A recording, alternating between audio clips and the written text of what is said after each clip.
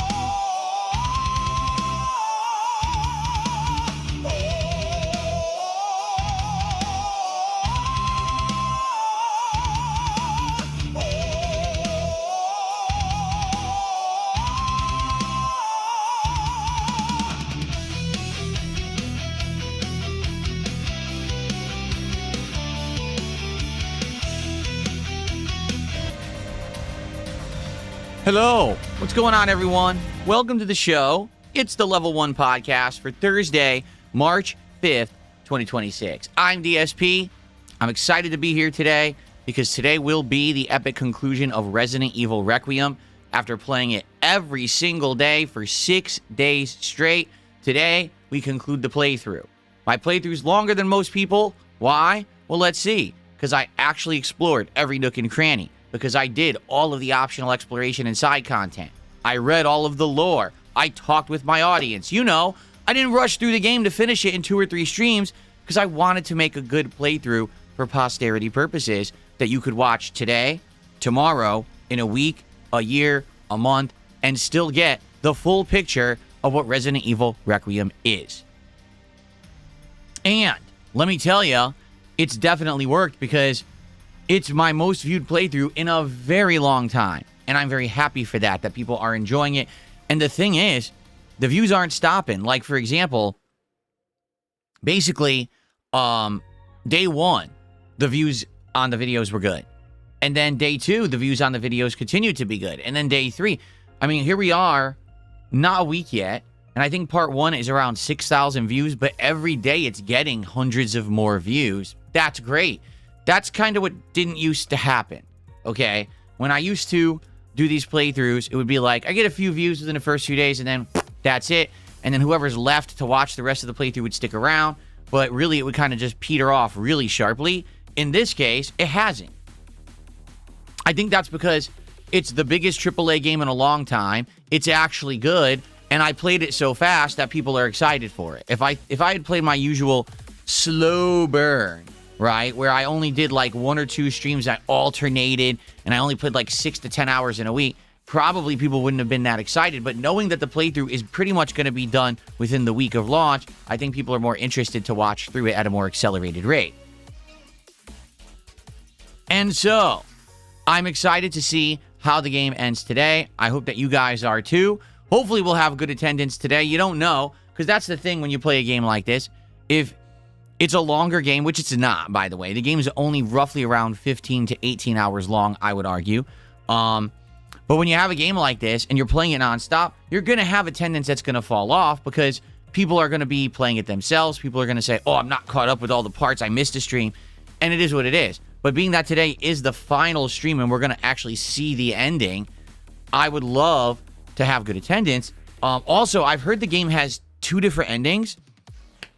Now, I don't know what determines that. Maybe today we could see both endings. Because from what I'm being told, the game only has about an hour of content left. But we have around 2.5 hours to finish the game. So maybe we could do the first ending and then reload a previous save and do whatever criteria to get the other ending. I don't know because I'm not sure how exactly it works. You know, I don't spoil myself on these games. So, I'm excited for today. I hope that you are too. Also, obviously, I'm excited for a podcast. I love doing the Level 1 podcast. It's just that this week, I wanted to have shorter, you know, pre-streams per se before we got to the gameplay because I wanted to get as far into Resident Evil as I could, and I'm glad I did it that way because if I did a lot of podcasts this week, we probably would still need another 2 streams at least to beat Resident Evil Requiem. So I'm very glad we did it this way, and I'm happy to be here today and chill with all of you. Also, abnormally, this week's this week's DSP Tries It is very popular. And I think it just happens to be like luck and chance because what happened was I guess the CEO of McDonald's ate the new Big Arch Burger in a video, and everyone is making fun of the guy, saying that the guy looks like a weirdo. He doesn't look like a normal human. He doesn't even eat normally. Like he takes like a weird bite of the burger or something. That's very bizarre. I haven't seen it, but I guess this has gone like virally popular. And because of this, my taste test of the McDonald's Big Arch from Monday apparently has done better than most DSP Tries It's I've put out in many months. It already has about 1,700 views. I'm looking at it right now. And the last time I had a DSP Tries It that did that well was when we did the Burger King Bikini Bottom Bundle, which was back in early December. And I think that was just because it was a SpongeBob tie-in. Before then, it was the Five Nights at Freddy's tie-in meal at Popeyes, which was terrible. And I think people clicked on that one simply because I said it was bad. So, pretty cool that DSP Tries It did well this week. Obviously, I want to brainstorm something cool to do next week for the show so that we basically will have a good variety of stuff to do, but also it gets people excited to come back for it. I don't want to do another burger, obviously, and there's some options with pizza and other things, right? So, let's talk. We'll do that today on the show, okay? All right. So, how y'all doing, first off? Who's here today? Let's take a look. On the YouTube side, we got King Michael. What's going on? Heartbreaker. Venom Shot You. Tweak RC. Chris. Iki. Daniel. Osiris. Who else do we got? D-Man. Rose Diamonds. Bavelines. Eagles Man. King of the Void. What's up? Chaos Goblin. Free JT. Darth Revan. Who else? Smolive Enjoyer. Or Smolive? Smolive Enjoyer. What's a Smolive? I don't even know. Midnight Stargaze. Gazo. And more. On the kick side, who do we got? Buckwell. RGB Lover. Bubba the Bubbo. Monkey. Lavinia. Let's see. Eddie. Feesbot. Brain Decay. Spoons. Virtual Boy defeats DSP. And who else? Lots more. Okay, Iki's over there too. Iki's on both. So it's good to see you all. Welcome to the show. This song is very annoying. Hold on one second. Thumbs down.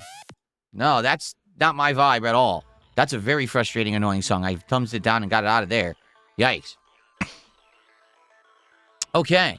Free JT, with our first contribution of the day, just gifted a sub, and it actually went to Bonos Tecmo. Congrats, Bo. And thank you, Free JT, for the gifted membership. I appreciate that very much. Excuse me. Thank you for the early morning support here. So, how you doing? Oh, Ray Ray's, what's going on? Good to see you. Stuart's here, too. What's up, guys? Amoose is here. How y'all doing? Oh, it's not that I hate dubstep. It's that song was terrible, right? Like, that was just, like, really grating to the ears. There's dubstep that could be, like, in a rhythm that sounds pretty good. That one was awful. So, by the way, because today is the conclusion of Resident Evil Requiem, as you can see, I went ahead and I made it a nice Resident Evil-themed setup today, right? So, yes, I'm excited to see how it ends today. Thanks to everyone who has joined me along for this ride over the last week. It was fun to have increased viewership for the week. I know what's going to happen is once we're done with this game, we're going to probably go back to standard viewer numbers, which isn't bad. You know, having between 150 to 250 viewers on YouTube and 100 on Kick is good numbers for me, for my size. But the fact that all week we've had like 400 or 500 people tuning in live when I play the game was pretty cool. It's good to have a little bit of increase of attention on the channel. The problem is, honestly, there just aren't enough hot new games, honestly, to keep that level of people around. I think that, for example, later this month, when I play Crimson Desert and everyone wants to see if it's good or not, that'll bring some attention back to the channel. But that's the problem. You can't maintain it when you're just juggling older games and indie games. You know, what I'll have is a core audience of people who like everything I do, and they stick around. But you can't maintain the increase when there's not a lot going on in gaming. And sadly, that's been the case for like a year and a half, right? Most of the AAA games are just not that interesting. Like, what else has happened in the last week besides Resident Evil, okay? Pokemon re-released Fire Red and Leaf Green. Okay, if you're a fan of Pokemon, that's a big deal because you haven't been able to play the first Pokemon game on modern consoles in a very long time. But is it a huge deal? No. Okay? Pokemon's releasing Pokopia today. You know, the game that at first looked like Animal Crossing, but now that we've seen more of it, it's basically Dragon Quest Builders 2 because it's actually made by the people who made Dragon Quest Builders 2. Big deal. Marathon came out today. You know, the extraction shooter made by Bungie that plays exactly like other extraction shooters, except that it's actually tougher to play solo because they made mobs come after you no matter what, even when you're down. So therefore, you need to play it with a team, and it's even more limited than it is to play, say, Arc Raiders. Do you see my point? This is what else is going on in gaming. So there's not that much happening that's very exciting. You know what I'm saying? So, what we will do is next week, all right, we're going to look into some good stuff. We're going to look into indie games, and we may even look into newer games. For example, today, Slay the Spire 2 actually released, okay? And maybe next week we'll look into that, or maybe we'll play some other games. I'm not sure. We actually looked into 25 different indie games when we did the indie stream Tuesday night, and man, people were excited to see me try different stuff. But again, that's the core audience. This is not going to bring in tons of new viewers to watch indie games. So I get that, but that's honestly, I think, the path of the future. There was a time when I played every single big AAA release, whether good or bad, and I played them all to completion and I reviewed them. But sadly, the days of that being, you know, a feasible way to run an internet content creation business, it's long done. You know, people aren't going to stick around after one stream of a bad game. It's that simple. People don't want to see crap anymore. I get that. Your time is valuable, and so is mine. So that's why this year, what we're doing is testing the waters with various games. If they work, great. If they don't, dump it and move on. And that's my mentality moving forward. So, we shall see what happens when we play more games next week and we bring in new ones to the rotation. But as of today, I'm at least excited to see the end of Resident Evil. I hope that you are too, okay? What I'd like to do today, I'd like to open the show with my overall thoughts on Resident Evil Requiem. Now, this will not be a huge spoiler or anything like that. Like, I'm not going to explain the entirety of the plot or anything like that for those who haven't played it yet. I understand that there's some people who watch my podcast who maybe aren't watching the playthrough because you're playing the game yourself and you're going to get back to it afterward and stuff like that, okay? So, here's the deal, all right? Resident Evil Requiem, in my opinion, is actually better than Resident Evil 7 and 8. Like, I firmly believe that. Like, 7 and 8 attempted to reinvigorate the series by fusing the first-person sneaking-style survival horror with Resident Evil. It did successfully do that, but I feel like the...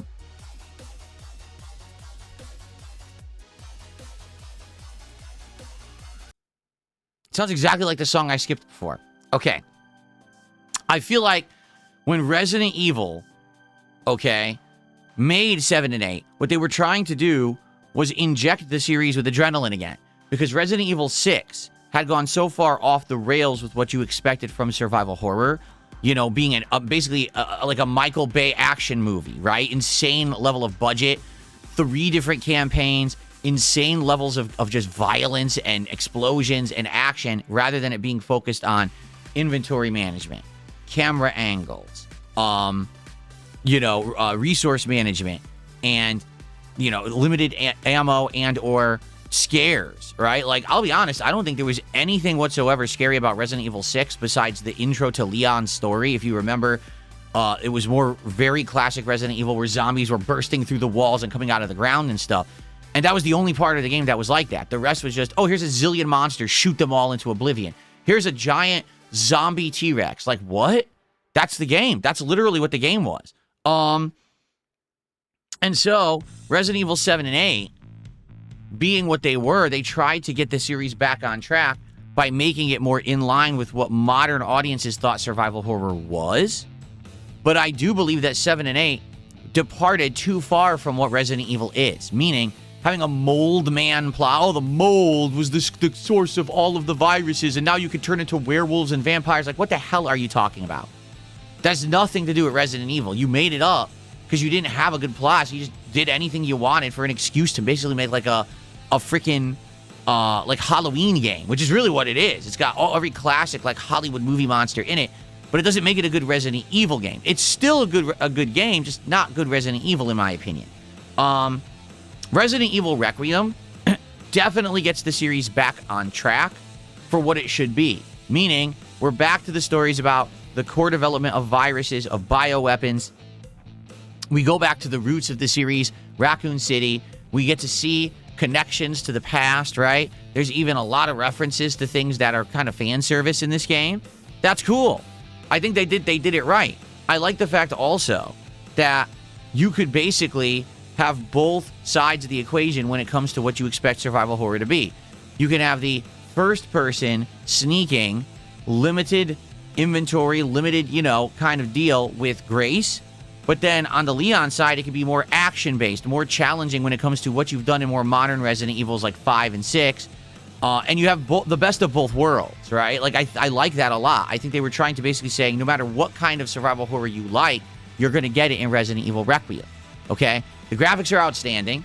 Outside of two funny graphical parts that were silly because they weren't finished. Like, there was one pool of water that wasn't rendered, and I was like, what happened here? And then we found another one, too, yesterday. I can't remember what it was. There was, like, two unfinished graphical parts that we found. I'm sure they're probably going to fix those long-term. But outside of that, the graphics have been absolutely outstanding. The game has performed very well on my PC. Haven't had any issues at all, right? The game controls well. When you play as Grace, it does feel like 7 and 8. When you play as Leon, it feels like 5 and 6. That's cool that you have the two, different aspects of Resident Evil. I definitely like the fan service part of it. Like, for me, someone who has played all of the numbered Resident Evils up to now and the spin-offs too, to see all these references back to original Resident Evil 2 and Resident Evil 2 Remake, which is one of my favorite survival horror games of all time, that's really awesome. I really feel like they did it. They did the great job with what they did. The game's not perfect, and I'll give you a few criticisms that I've had of the game over the course of playing it, okay? So, number one, the game doesn't balance and pace well. What I mean by that is the entire first half of the game is Grace. The entire second half of the game is Leon. You only play as Leon for 30 minutes in the first 7 hours, okay? That's not good pacing. They should have had it so that it went back and forth more. That would have made the game better to me, and I feel like that's a big misstep. You don't want to do all of someone's gameplay up front and then all of the other person's in the second half. You want to have it be balanced, right? And sadly, they didn't do that at all, and that is a little disappointing, especially when you're playing through the game and you're like, okay, I get it. I've played with Grace a long time. Can I please see Leon? And you're like, where the hell is he? You're kind of getting bored in certain spans of the game. Definitely that's the case. However, I will say that the game does a good job later of actually adding new things. So, for example, at first, when you're playing with Grace, it's very frustrating. But then she starts getting inventory increases. She starts getting the ability to craft items. She gets to start upgrading her guns and stuff. Then you're like, oh, okay, now it's better, right? But the first couple of hours are actually incredibly frustrating when you have incredibly limited resources, inventory, and you're just very weak. Once you get past that part, I feel like the game feels better. It feels more like, we're home. We're here with survival horror again. You know what I mean?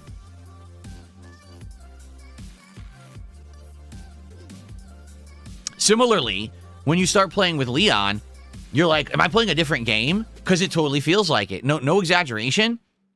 You could tell that I definitely feel like two completely different groups of the dev team worked on the sides of the story and the sides of the character, gameplay. Because Leon's game, it's like a different game, right? The bullets basically have different effects than when you were using them with Claire. The zombies behave very differently. It's more combat-based. You have to actively parry attacks. You're doing combos. You know what I mean? Like, It just feels different, which is fine. It's refreshing. But again, just like with Grace, at first when you start playing with Leon, he's kind of weak. And then once you start upgrading the weapons and getting all the better weapons, now it's better. You see?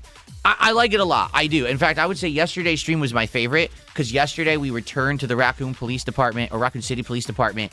There was all the Easter egg references to the past, a lot of homage to the classic games. And now we're in the end. And so we're going to see how it ends today before I formulate my final opinion. But it's been a good ride. And like I said, I think I actually like Requiem better than both 7 and 8. Simply because it does go back to its roots and it feels like Resident Evil again. While again, 7 and 8 were fine games, I'm not sure they were good Resident Evils. This game is Resident Evil, okay? So there you have it. So again, thank you guys very much for being here all week and watching the playthrough. And for those who are still watching it, thank you. Like I said, I'm noticing on the first few videos, they're all getting hundreds of views a day. It's not like, oh, they were out on Friday of last week and now they're dead. No, they're still increasing in viewership and attention, which is excellent. This is probably going to end up being my biggest playthrough in a while. I mean, let's be honest here, okay? What else is really coming out? Not much. For a while in the AAA range, right? Like, seriously, like, not much in the AAA range will be releasing for a bit. I am interested in trying out Black Desert, which is Crimson Desert, right? Which is coming out in just a couple weeks. That could be a big one. Okay, and there are bigger games coming out. But let's see what happens in regards to the releases that are coming out in the close future and see how it goes. I am hoping that we will find something else that people will be interested in, like Resident Evil, but maybe not. Again, we're in the midst of a time of games where there aren't big AAA releases that are hyped and good. The ones that come out are just lackluster, like Marathon from Bungie. You would think, oh, Bungie, this is going to be a huge game. Did you know right now there's more people playing Slay the Spire 2 than Marathon? Not kidding. There's more people right now playing Resident Evil Requiem than Marathon. Not kidding. And Marathon came out today. So the indie game is beating Marathon. The game that came out a week ago is beating Marathon. This is my point about these AAA releases. They just don't do it anymore. And that's why it's refreshing to get a game like Resident Evil Requiem that actually is good. And that it seems like Capcom still knows what they're doing and cares about what they're putting out rather than trying to make a formula to print money. But, for example, taking a look here, what else is coming out for this month? Well, we've got John Carpenter's Toxic Commando on the 12th, but I don't know if I'm playing it, and I don't even know what it is. We have to look into it. We've got the Alex DLC character for Street Fighter 6 coming out on the 17th. Crimson Desert comes out on March 19th. I absolutely will be playing that. Life is Strange Reunion comes out March 26th. And this game, Screamer, which is actually like a driving racing style game, comes out on March 26th. Next month, we got Mouse PI for Hire, Pragmata, the Invincible versus fighting game. And we've got Saros, which is the spiritual successor / kind of sequel to Returnal, right?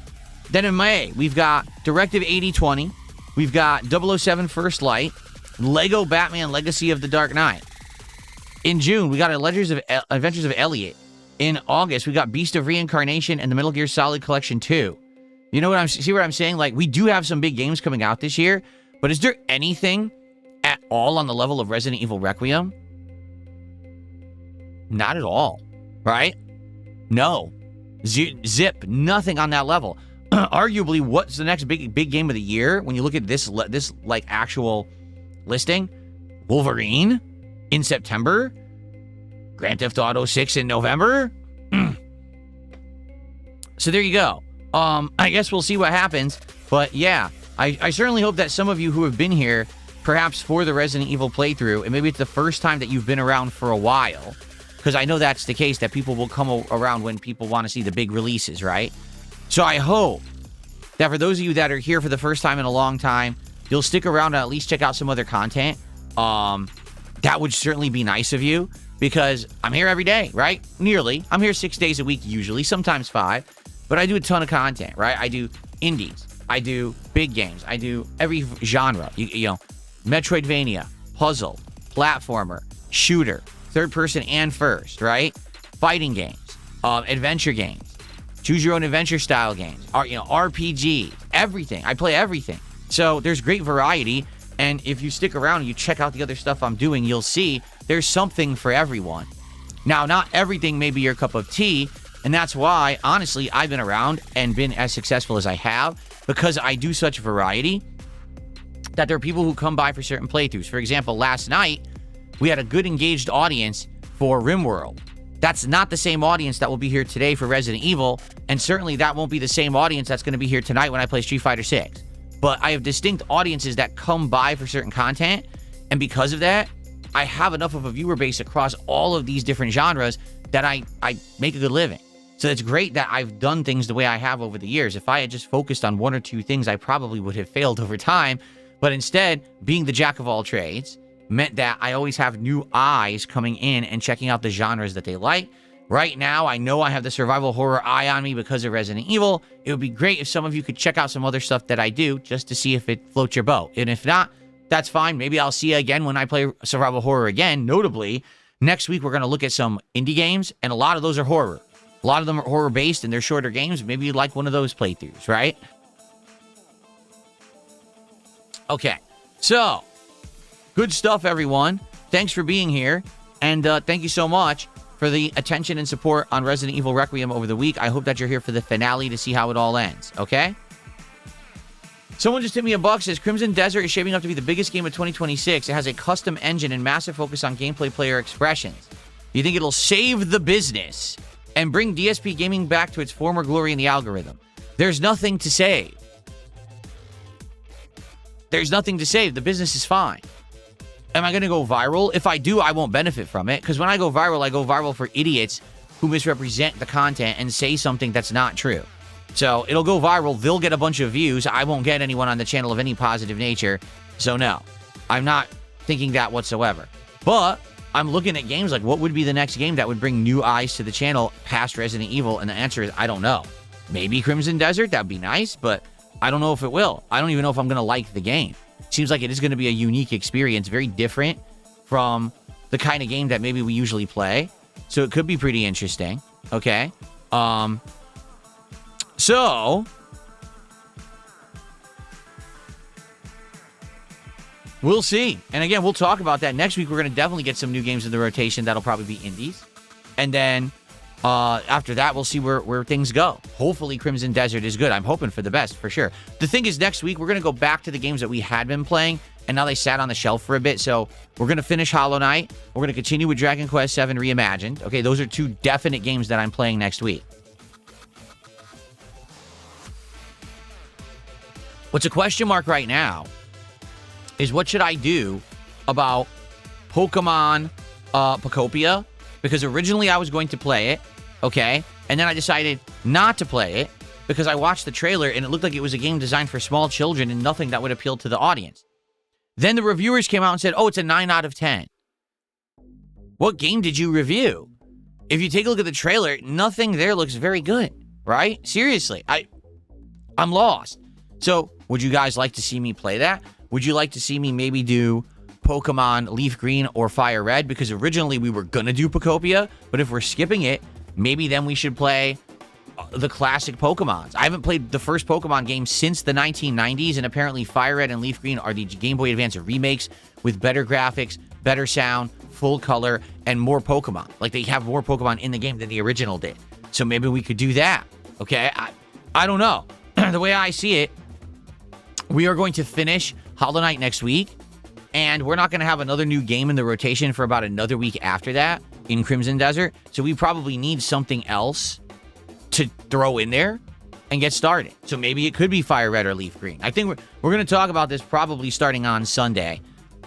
Since we're starting the new weekend, we're going to be wrapping up playthroughs for sure. Okay, so we'll talk about this next week. Let's try to figure it out. But I'm thinking Pokemon Fire Red or Leaf Green could work. All right, if you guys are down for another chill playthrough for a bit. I know that it won't be incredibly long because Pokemon, the first game, is not that long, right? The original? I don't think so, right? No. I also know that there is Fatal Frame 2 is getting a modern release. It's a remake, actually, on Switch 2, I think. But I don't know how many people would want to see that. Like, listen, I appreciate all the different genres of survival horror. I really do. And Fatal Frame is one of those franchises that stood out over the years as something unique and different. But I don't know if it's going to work for my audience. Like, about a decade ago, okay, I did a Halloween special. And the Halloween special was me playing a brand new Fatal Frame game that had come out on the Wii U. Within 2 hours, everyone told me they were insanely bored of the game. It wasn't scary and don't play it. And I was like, well, now what do I do? This was the whole marathon, the whole Halloween marathon. So it ended up being actually one of my least liked Halloween marathons because people thought the game was boring. So maybe next week we look into it. Maybe we could either do Fatal Frame 2, or I think it's Fatal Frame 2, right? Or maybe we could do Pokemon, or we'll have to find like a combo of that. But I think what we're going to do first is start with Hollow Knight and Dragon Quest, get those going, get those playthroughs moving. Hollow Knight's going to be done within 1 or 2 streams, and then see what we want to do next until new games start coming out for the month. Okay? There you go. Shout out to Drag Z Nation. Thank you so much for the super chat. He says, how you doing? Doing pretty good. And I'm excited again for the conclusion of Resident Evil today. I hope that you guys are too. Looks like €2 would be $2.32 this morning. So thank you for that. And that's our first super chat of the day. I appreciate that very much. Thank you, Drag Z Nation, for the support. So speaking of which, this is the conclusion of Resident Evil on this stream. All right, let's make this a well-engaged and well-supported stream, right? Let's end with a bang. Let's not end with a whimper. By the way, today, this is the final stream where there's going to be the zombie and Resident Evil animations. This is it. So if you want to see more shambling zombies, more clacking zombie teeth, more biohazard warnings, and of course, the amazing $100 animation, now would be the time to do it, because actually, I believe before the night stream tonight, I'm going to head in there and I'm going to change all the animations to now be retro gaming themed in honor of tomorrow's Retrothon. Okay, so let's talk about that, because I'm excited for tomorrow. Princess Luna has gifted a membership this morning. Thank you so much, Luna. Appreciate that. Thank you for the support. Tomorrow is the Retrothon. What does that mean? Tomorrow, we will be exploring the Nintendo Switch Online Expansion Pass catalog of games on the Switch 2. All day long, you will be voting on what retro games I will be playing. This is directly in response to the fact that over the last 3 to 6 months, people have been asking me, when are you playing retro games? And I'm like, well, I did do 2 Mega Man marathons over the summer of last year. Do you want to do another one of that? And people were like, yeah, we'd like to see more variety. And so I set up this retro day just for this specific purpose. We've already got a good variety of games that you guys have nominated for me to play. For example, Double Dragon 2 on the NES, Star Fox 64 on the N64, Street Fighter 2 Champion Edition on the Genesis, which arguably is one of the worst versions of Street Fighter 2 ever made. You're going to laugh at how bad it is. Luigi's Mansion on the GameCube, Soul Calibur 2 also on the GameCube, and possibly Streets of Rage 2 also on the Genesis, but I've already played that one, so maybe that'll be like a backup. Now, that's just the initial games we came up with. I'm actually going to have people nominate games live as well, and we're going to have polls all over the course of the day. Whatever wins the poll will be the game we play next, and then we'll keep doing that, so we'll probably end up playing a ton of games over the course of tomorrow. And I'm going to be using my new 8-bit DOE Retro SNES controller, playing the classics. If we play more modern games on GameCube, I'll be using my brand spanking new Pokemon controller from PowerA. That's basically a Pro controller, but is a lot cheaper. Like, no lie, the Pro controller for the Switch 2 is $90 plus tax. This was like 50-something. And it has literally everything in it except, I think, for the scanner for your amiibos. That's it. That's the only thing it's missing. So why on earth you would pay more money for the Pro controller, I have no idea. This thing seems pretty good, and we'll find out tomorrow, okay?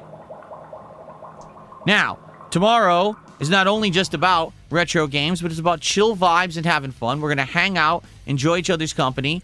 I'm going to be having some drinks. I got some cut waters, including a new flavor I bought for tomorrow. We still got those cocktails. We still got the peppermint liquor that I had for Christmas. Maybe I'll have a couple shots of that. And the cool thing is, I'm just going to be drinking throughout the day and getting a nice buzz while we play these retro games. It should be a good time. I hope that you guys will join me for it. I think that it's going to be a nice laid-back vibe and a great way to just kind of celebrate. Now, after that, the next marathon will be my birthday. That's right. My birthday is April 6th, and every year, annually, I do a marathon on it. Same thing this year. What will we do during the birthday marathon? That I have no clue. That's up to us to figure out over the next month. But the birthday marathon is something I've done for a long time, so we're going to keep that tradition up this year. Will I cry again? Yes, I will. I will bawl my eyes out during my birthday marathon this year, for sure, 100%. Okay. All right, the Greed Goblin did a $2 super chat. It says, play Fire Red. All that Pokemon are waiting to be named. Now, here's a question. Would you guys prefer, if I were to play a Pokemon game, either Fire Red or Leaf Green, which would you prefer, and is there a reason? Like, do you think that one is better than the other? I don't know. I don't, from what I'm to understand, the only difference between the two is the Pokemon in the wild. Like, that's what someone told me, is that there's different Pokemon in the wild in each game, and people prefer to, like, catch certain ones in Leaf Green versus certain ones in Fire Red. I never played either, so I'd be down for either. Like, whatever you guys, if you guys like one over the other. But, so let's see. Broden says, Fire Red was my very first Pokemon game ever, and Stuart says Leaf Green has more favorite exclusives. Is that true? Interesting. Beef Supreme did a $2 super chat. Says, good day, King. Beef checking in, sire. Good to see you, Beef. How you doing? Welcome to the stream, and thank you for the super chat. Thank you, thank you. Oh, yeah. Oh, one other thing. So tonight, I'm doing something different tonight on the Street Fighter stream. I totally forgot to tell you guys. Here's what we're going to do for Street Fighter tonight. This is kind of unique. So, as you guys know, there's 5 characters that I've played with the most in Street Fighter who I got to Master Rank. We got Lily, E. Honda, Dalsim, Blanca, and... Why am I having a brain fart right now? Oh, Zengi. Those are the 5. Now, I've played with other characters like Bison, Mai, etc., right? Recently, Sagat. But those 5 characters that I just mentioned are the staple 5 that I go back to all the time and I feel most comfortable playing. Not to say that I'm great with them and I dominate. I don't. But I think that those are the ones that I fall into. I know I can basically at any stream jump in and play as them, okay? So for tonight, on the Street Fighter 6 stream later tonight, you will determine who I use. When we start, we'll do a poll, and it's going to be between Lily, Blanca, Dalsim, and Honda. You'll vote who you want. Whoever wins the poll, I will play for an hour. Then, when we're starting the second hour, we'll do a second poll. You'll vote again, and that'll be the same. So it could be the same character for a second hour, or you could choose a different one. All right? So tonight, for the first time, you will choose the characters in Street Fighter 6. I don't know why I didn't do this before, but we're going to do it tonight. We're going to see how it goes, okay? I'm happy to play with any of them, so it's all good, no matter what we choose, okay? Very nice. All right, so that's tonight, and then tomorrow, Retrothon all day long. It should be a great marathon event. I'm off on Saturday. When I come back on Sunday, we resume Hollow Knight and RimWorld, and then we go from there. You know, on Monday, we're going to do the resuming of Dragon Quest VII Reimagined, and then Monday night, we're doing Indies, where we're going to take some of these games off of the wish list that we created the other night, and we're just going to do polling and probably play like 3 different indie games and see if any of them are good for my schedule. And then we'll determine, hey, do we want to do Pokemon next week? Do we want to do this Fatal Frame game? Like, what do we want to do next week? We'll figure it out starting on Sunday, okay? Now, before we move on, one final thing that I want to discuss with all of you before we get to, like, Q&A and all of that today, okay? What should we do for the next DSP Tries It? All right? We have done a good variety of DSP Tries It episodes so far this year. Namely, here's what we've done since this year began, okay? So, we did, let's see, the Hot Italian sub at Jersey Mike's, Panda Express, which was unique and interesting. That was a good one, actually. The Shake Shack Korean Barbecue Fusion menu. Then we did Crumble Cookies as a special dessert episode. Then we did Breakfast for Dinner with IHOP. Then it was the new Wendy's Chicken Tenders and the Cheesy Bacon Burger. And then, of course, notably this week, I did the Triple Taste Test at McDonald's, which was the Quarter Pounder with cheese against the Big Mac, against the new Big Arch. And I directly compared all 3. So that's what we've been up to in regards to DSP Tries It. what should we do this week? Now, here's some of the options I've already come up with. All right. Option number one could be that we go to Papa John's Pizza. They have a new pan-style pizza that we can try. And they apparently have a new dessert called the Blondie Brownie. So we could do a pizza and the dessert and taste test them both and let you know what I think. That's number one. Number two, we could go to Applebee's. And Applebee's, which I've never eaten at for DSP Tries It before, has what's called the 2 for $25 menu, which is hilarious because my wife and I already looked into it. Here's the truth. There is no 2 for $25. Out here, it's 2 for $27. And if you order it, it's 2 for $33.75. Huh? So what is the 2 for $25 at Applebee's? Applebee's is an American chain restaurant, and they do American fare food. Sandwiches, salads, burgers, ribs, chicken, that kind of stuff. Skillet plates, things like that. So they have a thing they call 2 for $25. What's it supposed to be? It's supposed to be that two people can dine for $25. You get an appetizer for the two of you to share, and then you each get an entree. Okay? Now you are limited to the select ones. Like, you have to get certain ones on the menu. You can't just pick whatever you want. And get this, there's only like 3 options where it's actually 2 for $25. Most of the options are an upcharge. So it's like, oh, well, I want to get this specific dish. That's $3-4 more. Well, then it's not 2 for $25. Why are you calling it that? Now, in addition to that, regional pricing is in effect for this deal. So even though this is 2 for $25 in certain parts of the U.S., where I live, it's 2 for $27. They need to charge $2 more because I live in Washington State, where prices are slightly higher. Does that make any sense? No. Are they going to make any significant more money because it's $2 more? No. It's idiocy. And then on top of all of that, because we're going to be ordering from a delivery app, the delivery app has its own markup.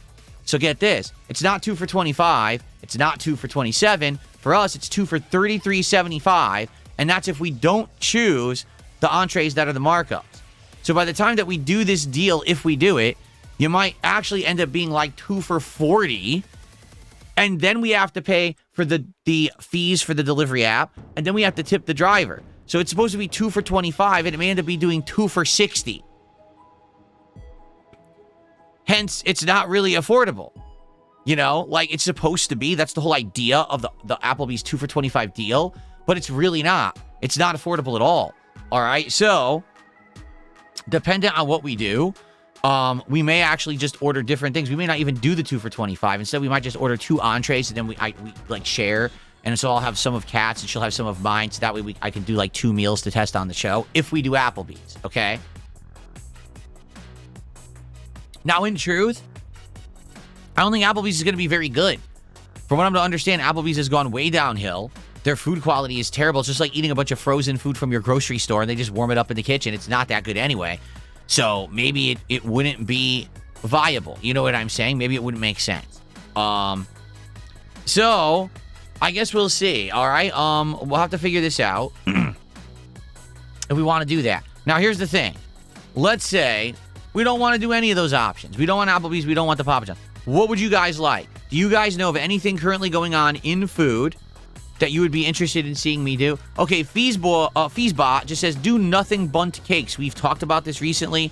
He says they have a new limited time Dubai chocolate cake. So Nothing Bunt Cakes is a actual chain of bakeries, and they actually make bunt cakes every day. They make tiny ones, mid-sized ones, and giant ones, and they do gourmet flavors. So I looked into this, and for example, they'll have one that'll be like chocolate with like a chocolate fudge frosting. But then they'll do one that's like, oh, strawberry shortcake. And then they'll do one that's like, he just said Dubai chocolate, which have pistachios with chocolate, right?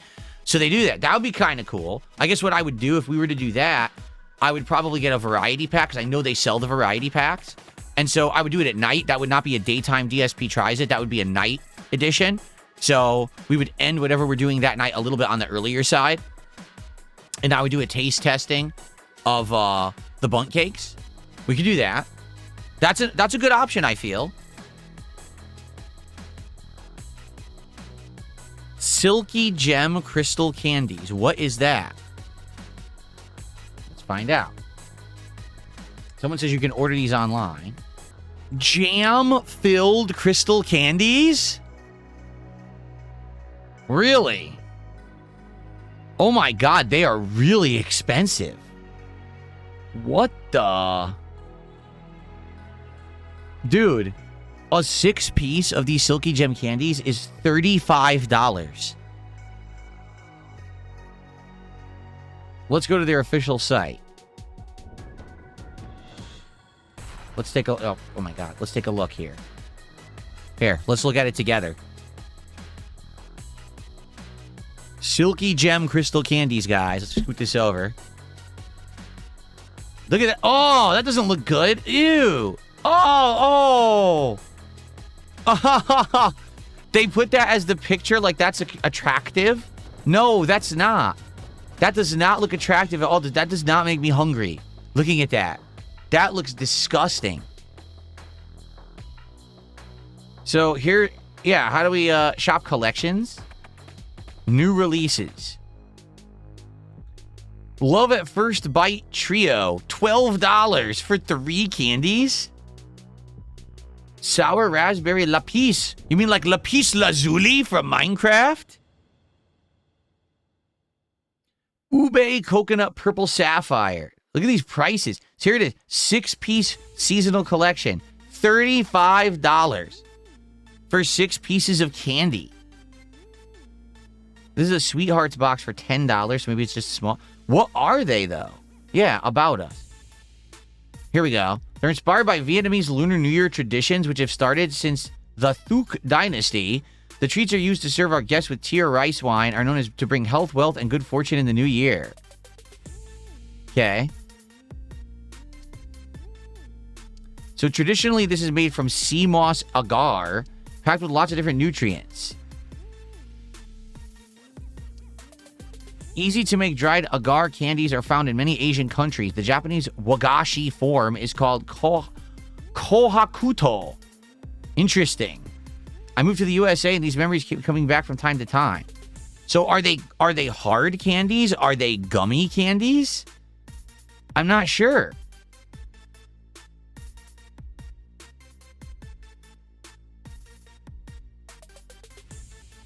In stock only. That looks disgusting. So look, pistachio prism. So essentially it's Dubai chocolate is what they're going for. Spicy pineapple. Look at this. So there's like fruit inside. Jams me up. These have jam on the inside. Yeah, look. Pieces of bling and you crack them open and there's like jelly inside. Huh. I don't know who would spend $140 on this, but I guess someone would. It's a hard shell with a gummy inside and then jam at the center. Well, it's unique. It's certainly unique. I don't know how many people would care about this for DSP Tries It, but it's certainly unique, right? So, how about this? I'll favorite it. I'll put that in my browser favorites and consider it for the future. Bookmark. Here you go. Bookmark this tab. So it's there now in my bookmarks. I mean, that's one to consider, I guess. Okay. Does anyone know of anything else going on currently?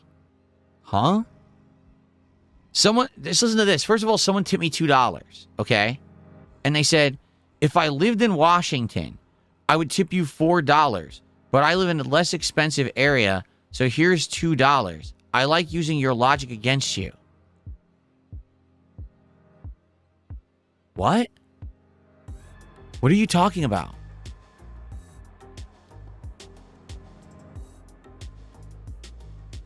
Thanks for the $2. I don't know what else. Thanks for $2. Yeah, you really got me there. You really used my logic against me when you paid me $2. Thank you. Oh. How will I ever get over it?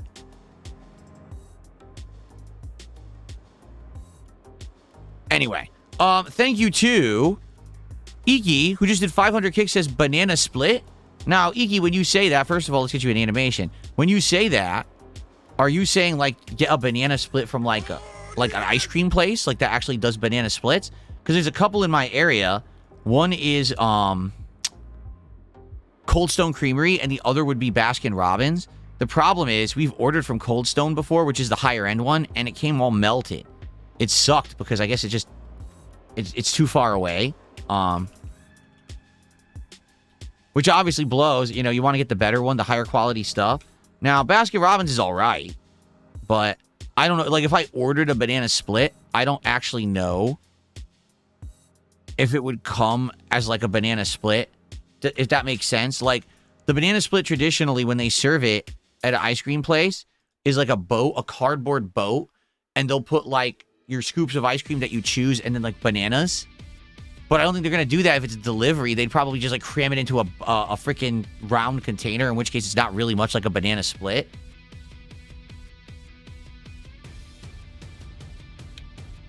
We could try ice cream, especially as we're heading into the summertime when it gets warmer. Maybe ice cream would be more appropriate. I don't know. What do you guys think? Would you like to see me try ice cream? Again, that would have to be a nighttime one where I order it and it gets delivered like at the end of the late stream. I have it as like a dessert. It's possible. We could do that.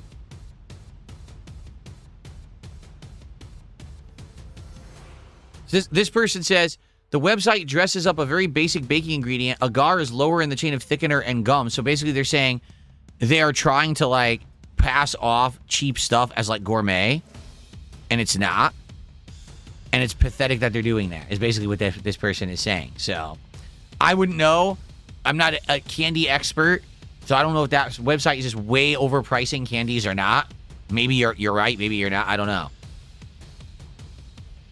Okay. All right. We have any more so far we got 2 like dessert suggestions. One was those candies. One was nothing bunk cakes. And then maybe ice cream, right? The bunk cakes probably would be the more feasible of them, because you think of it this way. It won't be overly expensive. It'll be okay, like decently expensive, but not overly expensive. Also, it won't melt like ice cream would. So the bunk cakes I could order and then have a few on stream and save them and eat them over the week with my wife, rather than, you know, the ice cream has to be eaten immediately. A little bit more feasible. Acid Rain says, Taco Bell has a chicken bacon ranch chalupa. Yeah, because when I think Mexican food, the first 2 ingredients I think of are bacon and ranch dressing. That's exactly what I think of when I want to run for the border, right? Oh, that does not sound good. Let me look, though, but that does not sound good. Chicken, bacon, ranch, street chalupas. Oh, and they're... Oh! The chalupas, they take the cheese and they melt cheese on the outside of the chalupa shell, making it impossible to eat without getting grease and cheese all over your hands. Oh, it looks so nasty. Look at this picture. Just look at this. I'll show you.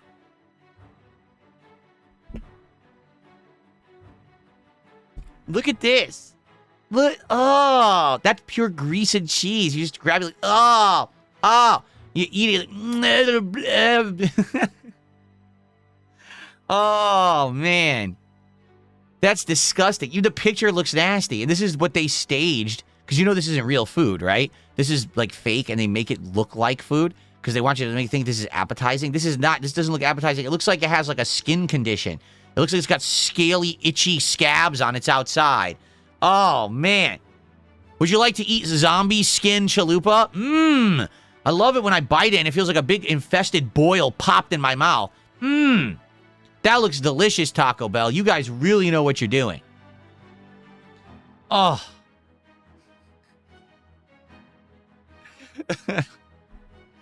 This is what America eats. Why do you think we're all fat shit fucks? Like, seriously. This is why we can't move. Because you eat this crap. Look at that. It's like a scaly rash, like flaking skin boiling up on you. And then bacon and ranch on top of your garbage processed chicken. Oh my God. That is nasty, man. I'm sorry. I mean, I haven't been to Taco Bell in a while. I don't even know what else I would get. That's pretty gross. So they have that, and they have a beefy loaded potato griller.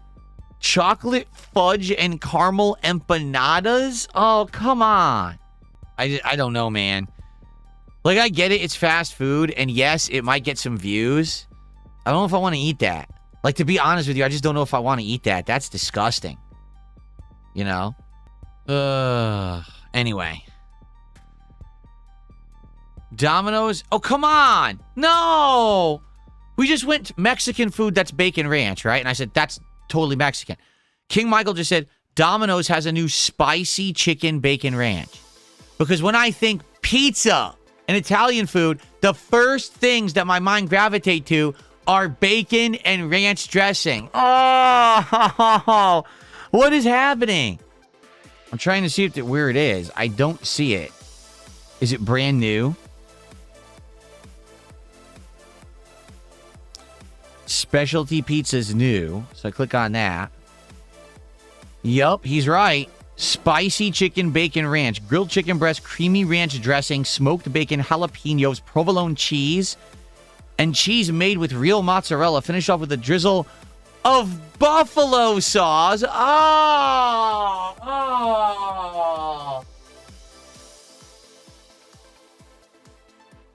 Buffalo sauce on a ranch pizza.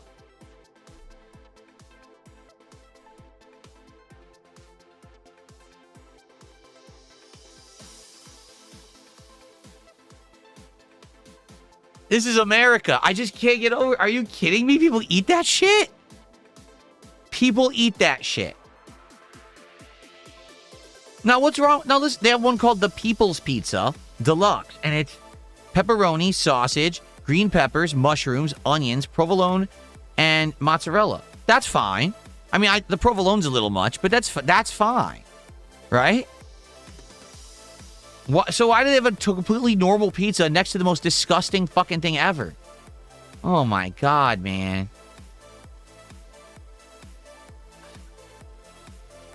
I just don't get it.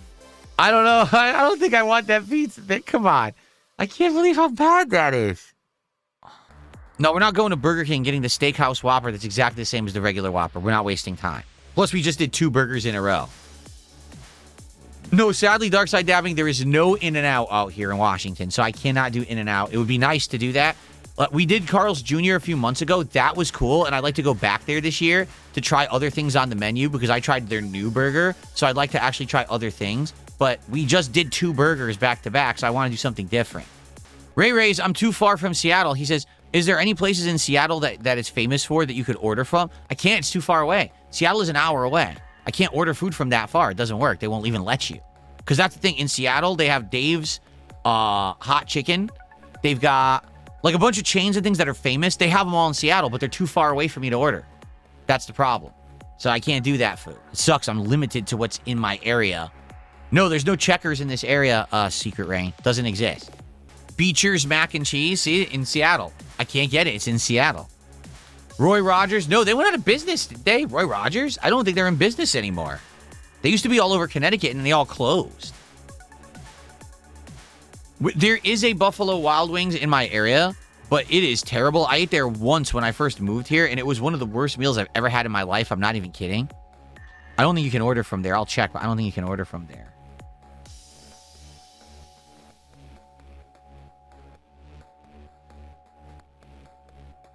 Oh, I can. I was hoping I couldn't. I tell you right now, it's not going to be good. I know it's not going to be good. 20 boneless wings plus fries.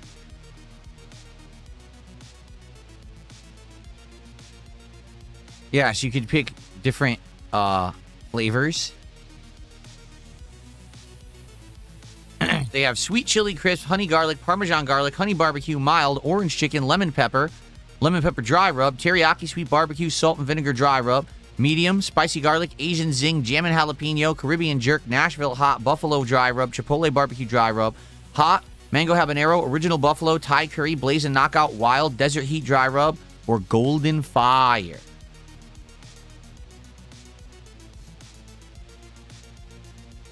And then you get to pick your dipping sauces and veggies. You get ranch, carrot, blue cheese, celery, carrot, and celery. And then you get your side, which is just regular fries, or you get beer battered onion rings, cheddar cheese curds, potato wedges, or large tots. When was the last time we did a salad on DSP Tries It? A little over a year ago. We did the Wendy's had the new Southwest salad, I believe it was called, and we did it when it was new. We did Wingstop already. Remember we did Wingstop and we were shocked because the bone-in wings were actually overcooked and terrible and the boneless were delicious. It made no sense. Should have been the other way around. No, White Castle is not on the West Coast. Can't do that, sadly.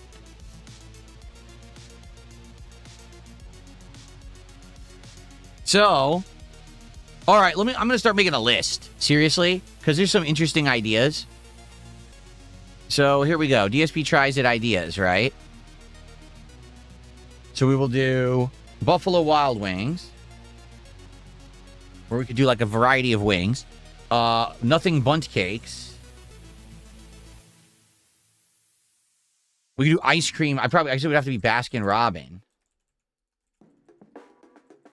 Baskin Robbins. It has to be Baskin Robbins because the other one we tried melted. I'm not doing that Taco Bell. That shit's disgusting. I'm just not doing it. I don't care. Cheesecake Factory doesn't take online orders for some reason. At one point they did because we ordered years ago. And we've checked recently and they don't take online orders anymore. So I don't know what happened there. I'm not doing the Domino's bacon branch bullshit. That's disgusting. I'm not eating that. I refuse. Tim Hortons doesn't exist in our area, sadly.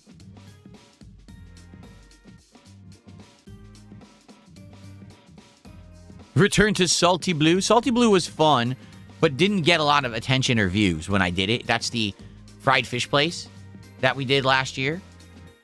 What's up, Game Boy? How are you today? Good to see ya. Faded Shadow, no. There's an Xbox announcement. There is? When did this happen? Apparently, there's a major Xbox announcement that just happened. Let me look. Yeah, oh my god. Xbox, are you this is crazy. It just got announced. You ready? Guys, breaking news. Hold the phones. Close the delivery food apps. We have breaking game news this morning. You ready?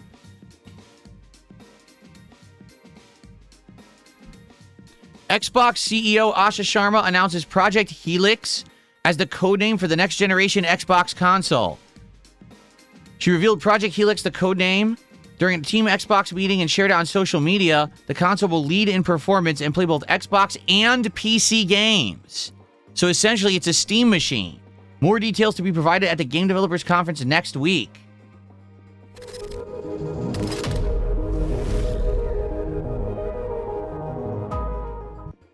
Of course, I have to sue them now because they copied Project 7. And that's unacceptable. So I'm going to issue a lawsuit immediately. So there you go.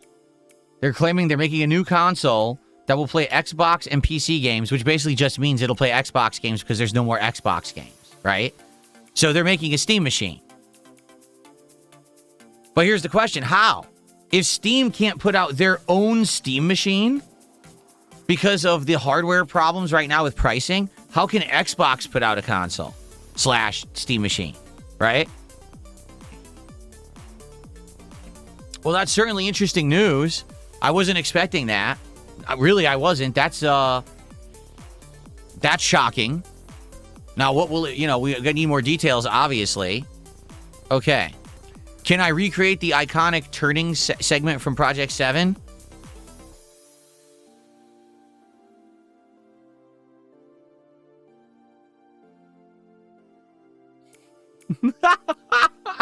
I can't really anymore because the reason I did it like that back then is because basically I had a bad back and I couldn't really move normally like a human because my back was so fucked up and that's all. I was fat. So I was trying to turn and do it and not wrench my back as I turned or whatever. So there you go. So I can't perfectly do it, but I tried to do my best there. Hopefully it worked. Okay, what was I saying? I got distracted. Oh, the new Xbox console. Yeah. So Project Helix. Did anyone see that coming? I didn't. I didn't at all. Catching up on the playthrough. I'm glad to hear that No Sleep Real Vibes. All right, so anyway, some ideas for DSP Tries It. We've got the Papa John's Pizza. We've got Applebee's. We've got Nothing Bundt Cakes. We've got, Baskin Robbins. And we got Buffalo Wild Wings. Those are some ideas that we came up with that all are viable ideas. So maybe we'll talk about those in the next couple of days and try to figure one out and lock it in. I would be down for any of those, although I would probably prefer to not do Baskin Robbins right now. Maybe wait for more summertime for ice cream. But the others would be fine, unless you guys come up with other ideas. Okay. So now I can close that. I just wanted to get that out of the way before I got distracted. All right, so yeah. Project Helix, which is essentially Microsoft's answer to the Steam machine. It's going to play Xbox and PC games, so that just means it's a PC. Because the PC right now plays Xbox games. When you think about it, kind of. Because all Xbox games are usually cross-platform. The only ones that aren't are the ones that are, like, backwards compatible. Like, right now, if I want to play Lost Odyssey on my PC, I can't. And that sucks. I wish I could, but I can't. That's not feasible, right? But most games that come out today are Xbox PC cross-platform anyway. Big Stupid Dog says, do not order Applebee's. I worked there. The cleanliness is appalling. Great. Battleduck says, Sony made an announcement that they're going to do the opposite of what Xbox is doing. Their games will be more PlayStation exclusive. No, I heard that. And all they're saying is, we don't think that we're getting extra sales by porting our games to PC because it takes extra work to do so. Like, for example, I think the game they cited was Spider-Man 2. They were like, on Xbox, it sold millions, on PlayStation 5, it sold millions and millions of copies. And on PC, at the end of the day, it only sold 750K, which isn't something to say, oh, I don't want that sales. But I guess what they're saying is they'd rather just focus on making it console exclusive because it'll sell more consoles for them. Rather than saying, oh, just wait to play our games till they're ported to PC. If they're only going to make 750K more sales, they'd rather sell more consoles. I think I understand that. I think I understand that mentality. I do. So, there you go. Jason Peters says, well, to be fair, their PC ports come very late, and they also don't perform very well sometimes. I understand that too, right? I totally understand that. I did see the Lanterns trailer. I did see it. It looks interesting because it's a completely different take on Green Lantern. Like, so different than what you would expect them to do. So maybe it makes sense for them to do it that way. I don't know. What I'm confused about is, wasn't there already a new Green Lantern in the Superman movie? Right? What's his name? I forgot his name.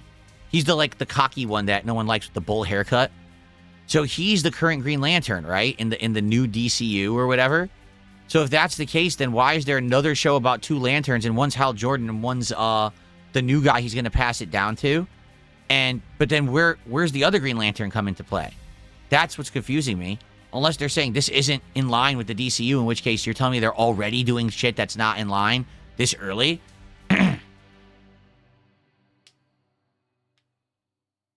Yeah, did you guys see it? So here's what it is. This new Lantern show, Hal Jordan is old. He's an old white guy, all right? And he's still the Lantern. He still has the ring. But basically, he's all washed up. Like, he has to train his successor to become the new Lantern for Earth. And he's training, I can't remember his name. The Lantern that was from the cartoons. He was voiced by Phil Lamar. Dude, I can't remember the name of this Lantern. Does anyone remember his name?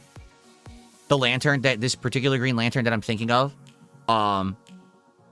So he's basically going on almost like a road trip with the new Lantern to train him. John Stewart, thank you. It's John Stewart. That's the new Green Lantern he's trying to train, okay, to be his successor. So they're on a road trip, and he's trying to make him learn how to be heroic and how to control the powers or whatever. And I guess they stumble into a small town that apparently is super corrupt and everything's messed up. And I don't think that was intentional. I think that it was just a coincidence this happens. So it plays out way less like a superhero show and more almost like a crime drama, if that makes sense. Imagine if two strangers walked into a small town, you found out the whole town's corrupt, including the sheriff and everyone. And so now you go on trying to discover who's in charge and clean it up or whatever. That seems like an interesting premise to me, but I don't know how it's going to work. It looked like The acting looked good. And the premise of the show looked good. And I was like, how is that possible? Because, like, nothing superhero really is done very well these days. And especially after watching Peacemaker, which I hated for the record. I did not like Peacemaker Season 1. I never even bothered watching Season 2. I didn't have, like, hopes that any of the DC shows they're going to come out with are going to be good. But this trailer actually looks good. Right? So, but this is what I'm confused about. They just rebooted the DCU. There's a new Superman. There already is a new Green Lantern. Right? Isn't his name Kal Rayner or something like that? I can't remember what that Green Lantern's name is. The one with the bull haircut. So if that's the case, why is there another Green Lantern training another Green Lantern if there already is a Green Lantern? I'm confused. I received a super chat. Excuse me. I received 100 kicks from Stanley Steamer. Thank you to Stanley Steamer for 100 kicks.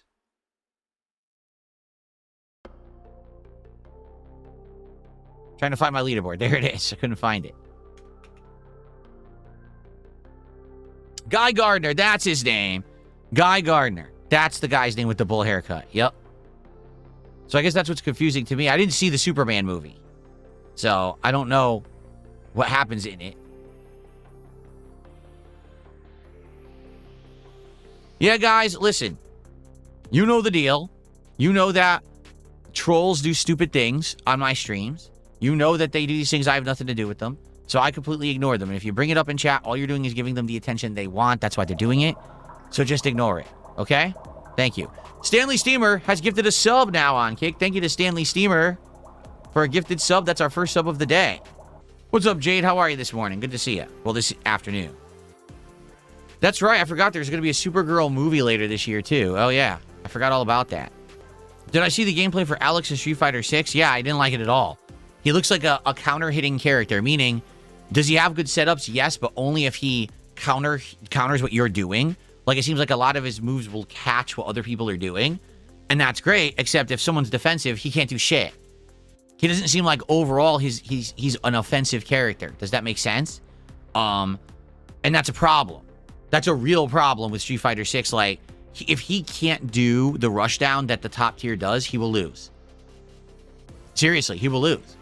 So I don't think he's going to be very good. I'm going to try him. We'll try him this month when he comes out, but I don't think he's going to be very good. I could be wrong. Jade, tonight, you will determine who I use. We're going to do polling.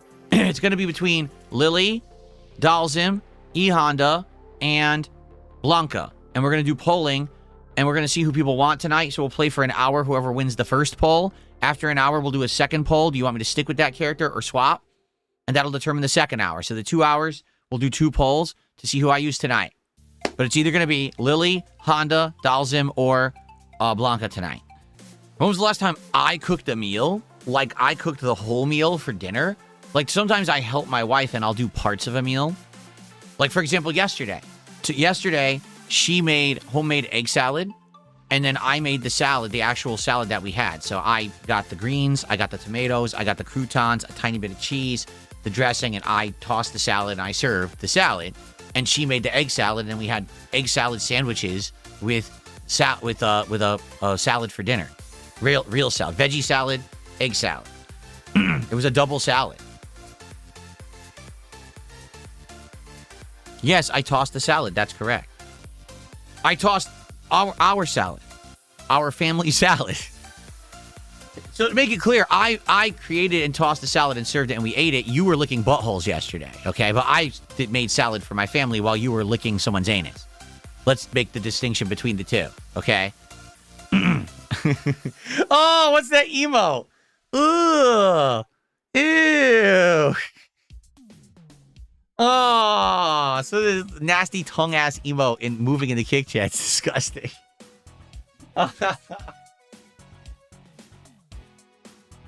Oh, see, that's the difference between Kick Chat and YouTube Chat. Kick Chat has the moving emotes that are timely and funny as shit, and YouTube is just kind of boring. They never did moving emotes. They're so lazy over there.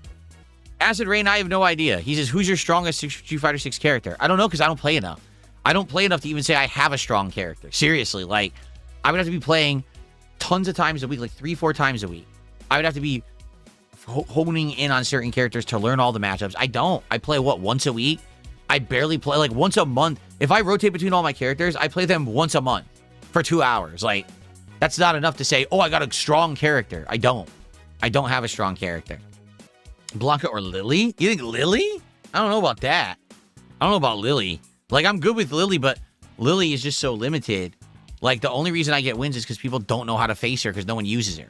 Like, that's why I win with Lily. Yes, Roy, we just talked about the Xbox Helix. There's nothing really to talk about besides that it plays Xbox and PC games. That's it. But there you go.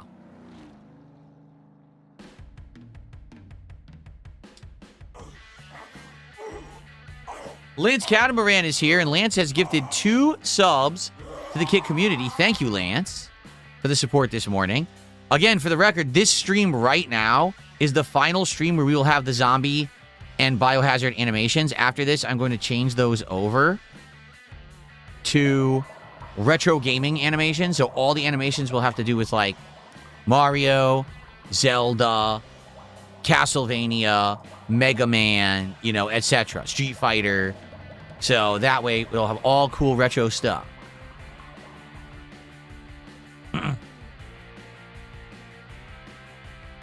Thank you, Lance, for the support. Appreciate that.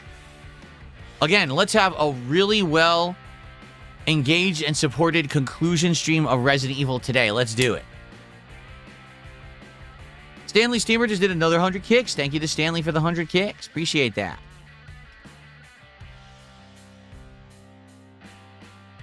Secret Rain says, actually, he thinks that Dalsim. Yeah, I say my Dalsim is good, but I need to play more.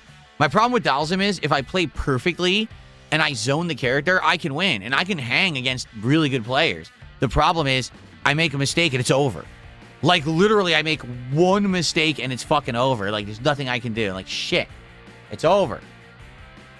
They're in my face and I can't get them out of my face because Dalsim really doesn't have the ability to do that unless he kind of gets lucky. So... Dalsim is incredibly high effort. Dalsim is 0 pattern play. Like, no exaggeration. You have to know who you're facing. You have to know which normals you can poke them with and interrupt their moves. You need to keep the fireballs pumping to keep them away from you. And if you make a mistake at any point during any of that, he really doesn't have a get-out-of-jail-free card. Like, he can teleport, but his teleports actually leave him open. The only way that the teleport is really effective is if you surprise your opponent with one and they're not expecting it. Like, if you're playing a JP, and the JP is so used to zoning everyone with the shit, you can teleport right behind him and throw him, and he can't really do anything because he's in animation. And a lot of JPs don't expect that. But outside of that, like, he just needs to be played perfectly.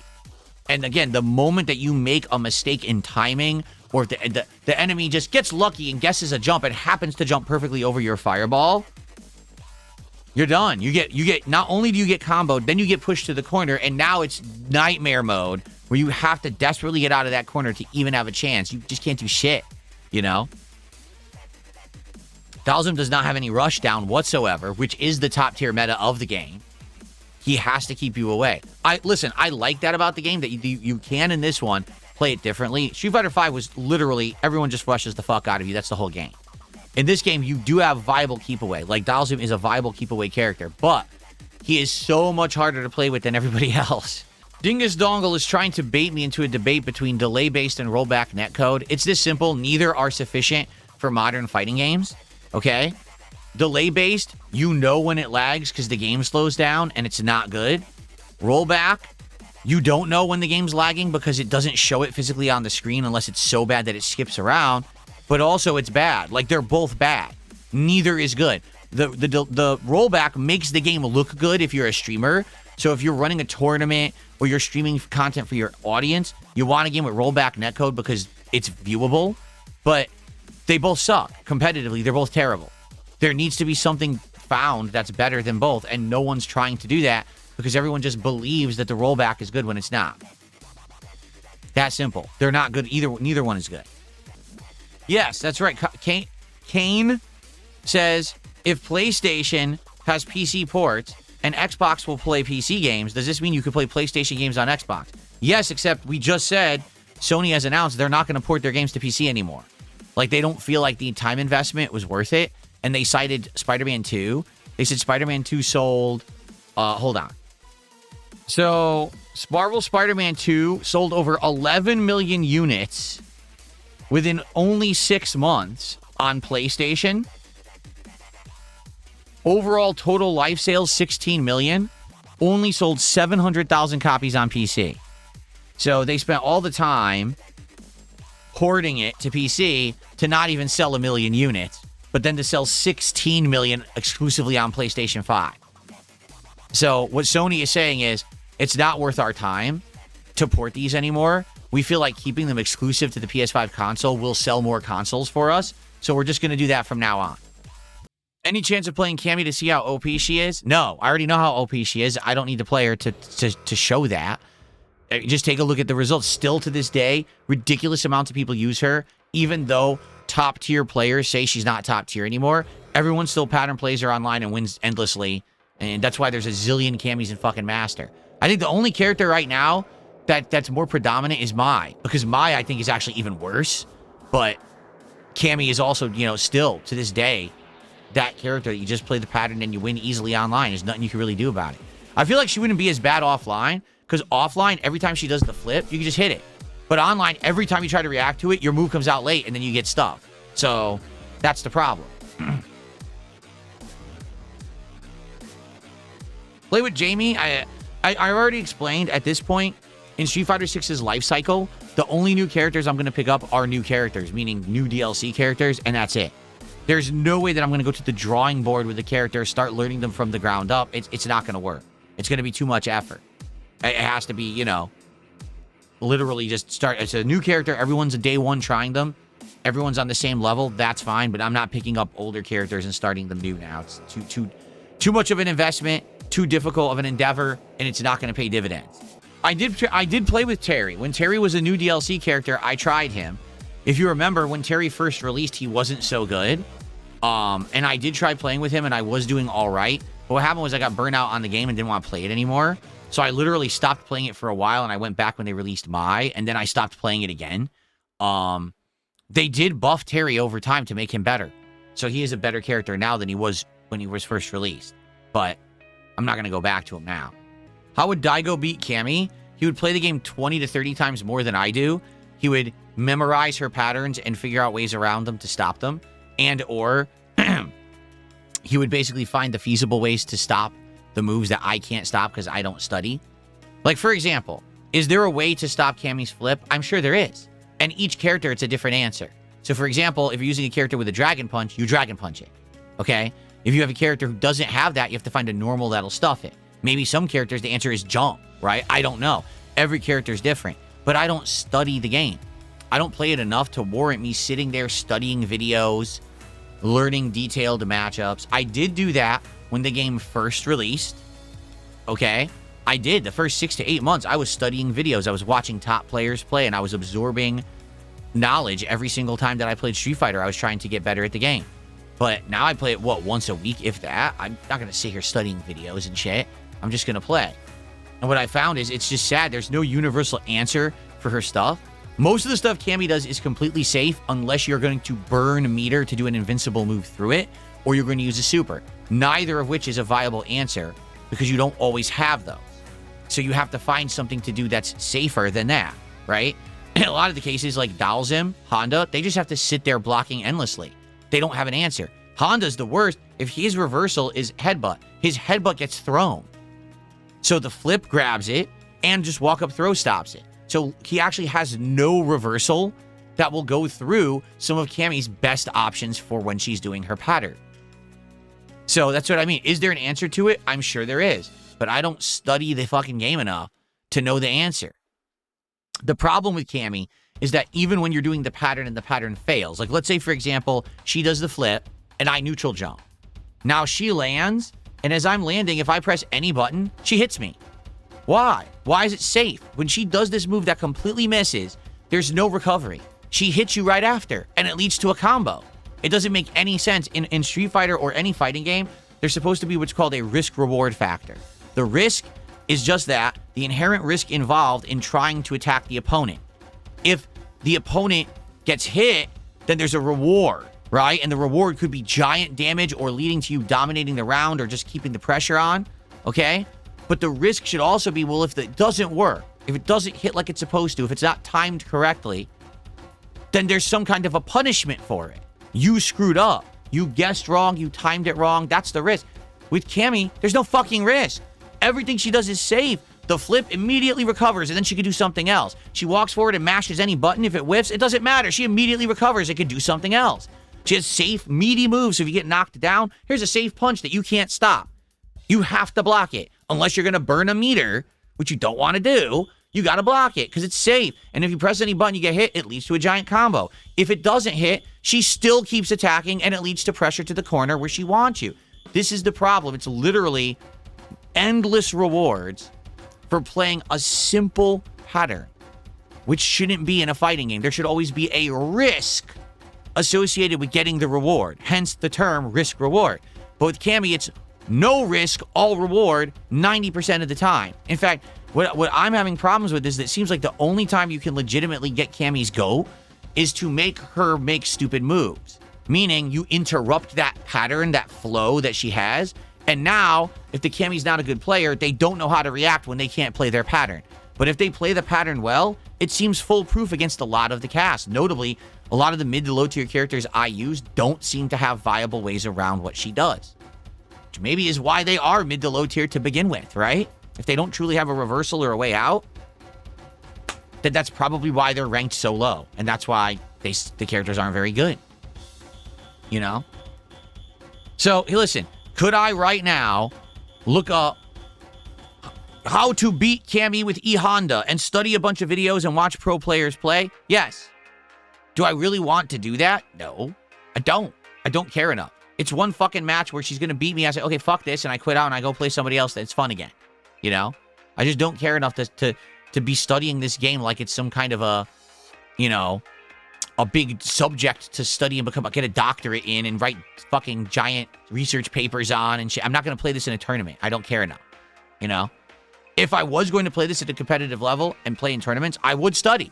Absolutely. I'd be online right now studying the videos, watching the top players, analyzing. I would do that. And I did that early on. That's why I was so good at the game early on. And I learned so much at a short period of time. I absorbed so much knowledge within like 6 months. And I got, like 5-6 characters to master? That's why. But then after that, I just stopped caring. I didn't want to play it as much. It wasn't doing as well on my streams. And I was like, well, I'm not going to put that effort in there then. Right? Switty Hex because of my trolls. That's why. My trolls think that messing with me like that does anything. It doesn't. But when it happens, I ignore it and I don't bring it up because you're giving them the attention that they did it for. So just don't bring it up and we're good. No worries. All right, folks. So, any other topics to discuss today? Anything else, Q&A? Or shall we prepare to wrap up the show for today? And by the way, there will be a Level 1 podcast on Sunday when I return from my day off on Saturday. There will not be any morning show or podcast tomorrow because tomorrow is the Retrothon where we're playing retro games all day long. I'm very excited for that, obviously. It's going to be a good event. I hope you'll be here tomorrow. If you can make it, it should be a fun day of throwback Nintendo vibes all day long. No, we didn't lock in DSP Tries It, but at least we got some ideas, right? So you got Buffalo Wild Wings. You got the Nothing Bundt Cakes. We still have the Applebee's. We still have the Papa John's. And there was the other one, too. So we'll keep thinking about it, and we'll determine by, like, Sunday morning we'll figure it out. All right? But we didn't lock it in, but at least we got some good ideas. No, I've already said I'm not playing any of new characters in Street Fighter unless they're new DLC releases. I'm not going to spend the time to try to learn a character, no. I forgot all about Dragon's Dogma 2. Oh, my God. Ashrun says, there's a Capcom Spotlight today. There is. I forgot about that. And they said that they hope that there's DLC for Dragon's Dogma 2. I forgot the game even existed.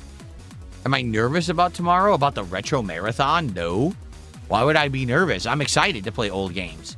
These are the games I grew up with playing, and they're really fun. Why would I be nervous about that? What are we going to do after I finish Resident Evil 9? Well, number one, people are saying there's 2 endings. And I don't know how to get them. I would like to see both. So if maybe we could get one ending and then I reload and people tell me the criteria to get the other ending, I'd like to see both endings if possible. And then after that, depends on how much time we have left because I don't know how much time we're going to have left. What's the difference between the morning show and the Level 1 podcast? Well, the difference is that people endlessly ask me the difference and I explain it over and over and they don't listen. That's the difference between the shows. I played Power Stone in arcades. It was actually an arcade game before it was on Dreamcast. And it was pretty fun. Would it be? Darkside Dabbing says it might be too tough to do both endings. One ending's a bad ending, one's the better ending. So how do you... Is it time-consuming to get both? Like, do you have to replay a long area in order to get both endings? How does it work? No, just choose the bad ending first, then do the canon ending? How do you... So there's a choice, a distinct choice you have to make? Well, I guess we'll have to see. I don't get it. I don't understand that, but... All right. I guess we'll see live today. That's fine. We'll figure it out together.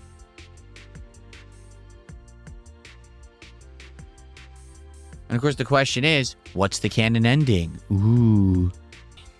All right, guys. So last minute stuff or no? Are we good? Any last minute stuff anyone wants to talk about? No. I shouted out all the contributions, correct? I didn't miss any. So are we good to go and get started? A new Firefly TV show after all this time? Oh my God. Sheesh, that's been a long wait. I never saw the original show, but I know it had this crazy, like, internet fan following, and then they ended up making a movie later, and then it's been dead forever. That's crazy if they're doing another one now.